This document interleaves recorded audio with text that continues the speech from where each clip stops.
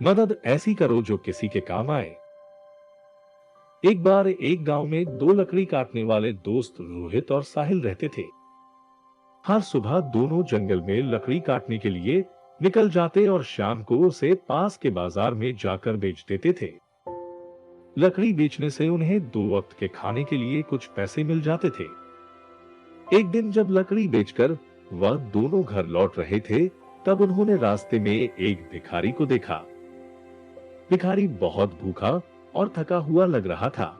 जैसे ही वो दोनों भिखारी के पास से गुजर रहे थे, उसने उन्हें देखा और कहने लगा, मुझे बहुत भूख लगी है, क्या आप मेरे लिए खाने को कुछ देना चाहेंगे?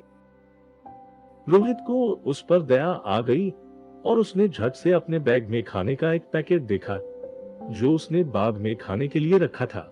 लेकिन इससे पहले कि रोहित भिखारी को कुछ दे पाता, साहिल ने उसका हाथ पकड़ लिया और उसे वापस खींच लिया। साहिल ने भिखारी की ओर देखा और कहा, हमारे पास खाने के लिए कोई चीज नहीं है। हम दोनों दिन भर कड़ी मेहनत करते हैं और लकड़ी बेचकर अपना पेट पालते हैं। हम आपको वह नहीं दे सकते जो हमने अपने लिए रखा है। लेकिन अगर तुम चाहो तो मैं तुम्हें अपनी कुल्हाड़ी उधार दे सकता हूँ और हम दोनों तुम्हें सिखाएंगे कि लकड़ी कैसे काटी जाती है।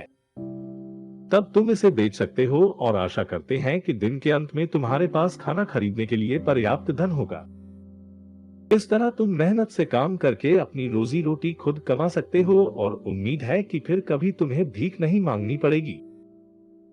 भिखारी थोड़ा निराश हुआ, लेकिन फिर भी उनके साथ शामिल हो गया। साहिल ने उसे सिखाया कि लकड़ी कैसे काटनी है और उसकी मदद की। दिन के अंत में वो सब बाजार गए।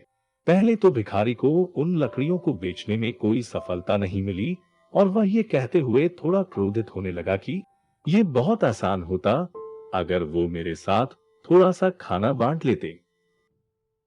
वह सोच ही रहा था, उतने में एक गाड़ी उसके सामने आकर खड़ी हो गई।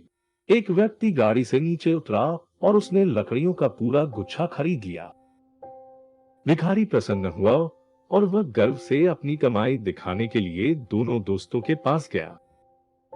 साहिल उसे कुल्हाड़ी की दुकान पर ले गया और उस भिखारी द्वारा कमाए गए धन से एक नई कुल्हाड़ी खरीद कर दी।